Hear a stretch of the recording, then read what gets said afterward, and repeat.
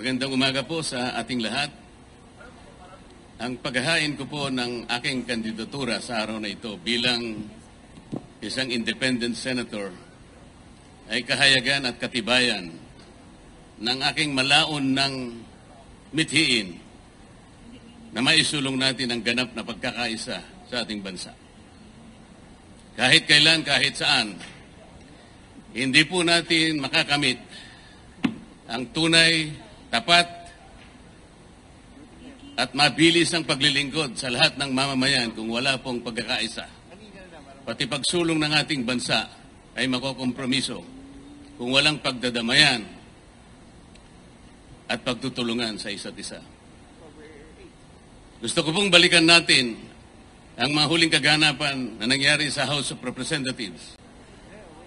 Napansin po niyo siguro nang dahil lamang sa aking pagtatanggol sa katarungan, sa katwiran at sa mga sariling tuntunin namin sa House of Representatives, ako po ay inaway ng ilan sa aking mga kasamahan na nauwi nga po pati sa pag-agawan ng hopya. Ayaw ko po ng awayan, ayaw ko po ng pasiklaban. Ayaw din po ito ng ating mga mamamayan. Maraming salamat po. Okay, question for the media. May nauna po dito kasi. Dante, for Dante. Question. Hi, sir. Dante Amento, UNTV. Sir, tanong ko lang po, in the past few months, you were questioning the contract entered into between COMELEC and Miru. And then, isa rin po kayo sa nag-bulgar ng alleged offshore accounts na allegedly kay Chairman George Erwin Garcia. Ang question ko lang po, sir, isa lang. Sa ngayon, kasi it is inevitable that you have filed your COC sa COMELEC na mayroon kayong question. Mayroon po ba kayong paniniwala sa integrity ng 2025 midterm elections? Thank you po. First of all, dahil po sa aking pagnanais na makapaglingkod sa mataas na level ng ating pamahalaan, ay napilitan po ako na mag-file ng COC, kagaya ng ginagawa ko sa araw na ito. At I do not want to fight two battles at the same time. Ang lahat po ng pangyayari ay may kani-kanyang panahon. Yun lamang po ang aking masasabi sa isyong yan. Malaya Business Insight. Gerard Nabal po. Sir, good morning. Sir, noong 2022, tumakbo po kayo for senator also. But you withdrew at the last minute. What makes it different this time, sir? Sa ngayon po, ang aking paniwala ay ganap na po akong nakahanda. Sa dami po ng mga kababayan natin na nananawagan na sana'y makapaglingkod pa po ako sa mas mataas na level ng ating bansa, ay gusto ko pong paunlakin o paunlakan ang panawagan na yon na ngayon po ay talagang dumarami at lumalawak sa maraming panig ng ating bansa. One follow-up question po. Sir, does that mean to say na we won't expect you withdrawing anytime po? Wala na pong atrasan ito.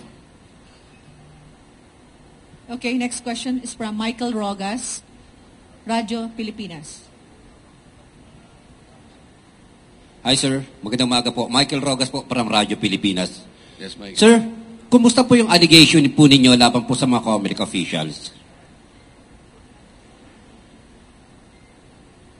Wala po akong allegations sa mga COMELEC officials. Ang akin pong kino-question initially ay yung sistema at mga makina na maaaring gamitin sa susunod na eleksyon. Ngunit kagaya ng aking sinabi po, ay hindi po ako pwedeng lumaban ng dalawang battles at the same time. Ang gusto ko po ay makapaglingkod muna, pero nananatili po ako na ganap na pagtitiwala sa magagawa ng COMELEC upang pairalin ang isang malinis, isang tapat at credible na election sa ating bansa. Yung pong pag-asa na yon at paniniwala ay nananatili pa rin sa aking puso. So, sir, yun po sana ang aking gustong i-follow up question. Kayo ho ba ay naniniwala sa kabila po ng inyo po mga allegation laban po dito po sa teknolohiya na gagamitin pa ng COMELEC? Kayo po ay nag-file ngayon ng yung Certificate of Candidacy for Senator. Naniniwala pa rin po ba kayo sa integridad ng COMELEC sa darating na halalan? Ang pagpapile ko po ng kandidatura ay katibayan ng aking pagtitiwala sa magagawa ng COMELEC na magsagawa tayo ng isang malinis, isang tapat at mapapanaligan na eleksyon sa ating bansa. Salamat po. Ms. Mads Villar from Net25.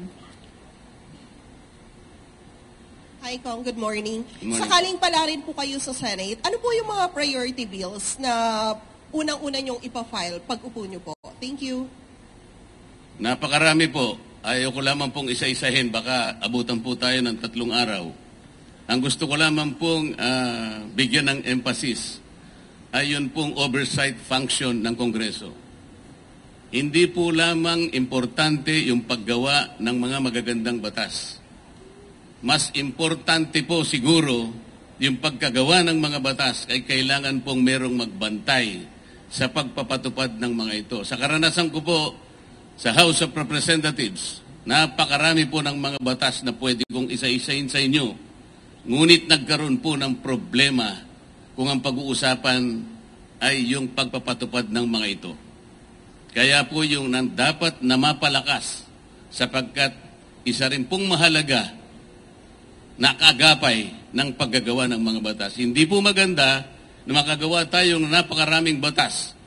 Ngunit parang ilalagay lang natin sa cabinet, napakatagal po ng proseso, napakamagastos ng paggawa ng mga batas.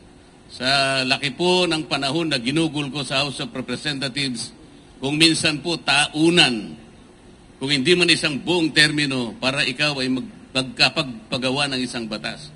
Sayang na sayang po kung isang magandang batas ay hindi po may patutupad ng maayos. Kagaya po ng EPIRA. Ano po yung layunin ng EPIRA? Makapagdulot kayo ng isang reliable, secure, and affordable rates of electricity in this country. Nangyari na po ba yung affordable rates of electricity? Ang EPIRA po ay nagawa 23 taon na nakararaan. Ngunit hanggat hindi po nyo na ibababa ang presyo ng kuryente, there will be a continuing violation of that law. Tingnan po niyo local government code. 33 taon na nakararaan. Tingnan po ninyo ang ating mga barangay. How many barangays, up to 42,000 plus barangays in this country, how many percent are able to stand on their feet? You may not know it, but I will answer my own question. 2%. Kung 98% po ay hindi nakatatayo sa sariling pa, how do you think that the smallest political unit of our society can contribute to the overall development of this country? Kailangan po nating tulungan. Ngunit, hindi po natutupad yung decentralization, yung autonomy yung sinasabi ng batas, sapagkat may sablay nga po ang pagpapatupad dito. Marami po akong may kukwento. Sa sakahan, ano po ang mga batas na magaganda sa sakahan? Meron pong isang batas na nagsasabi, there should be a guaranteed price for palay. Meron po ba? Wala po. Kailangan po yung mga makinarya, equipment na ginagamit sa pangsakahan, dito na po natin dapat ginagawa. Batas po yun. Hindi po nangyayari. Ang sabi po sa isang batas, there should be a dedicated area for farming. Kahit anong mangyari, huwag niyong i-convert yung mga yan. Ano nangyayari? Conversion dito, classification doon, land kahit saan nangyayari. Ang sabi pa ng isang batas, 25% of the total loanable funds of the banks, private and public, should be allotted to farmers and beneficiaries of agrarian reform. Nangyayari po ba? Hindi. Average per year is only 4%. Kaya ganito po tayo. Oversight is an equally important function of Congress that has been forgotten for years. Yun po ang isa sa tututukan natin. Salamat po.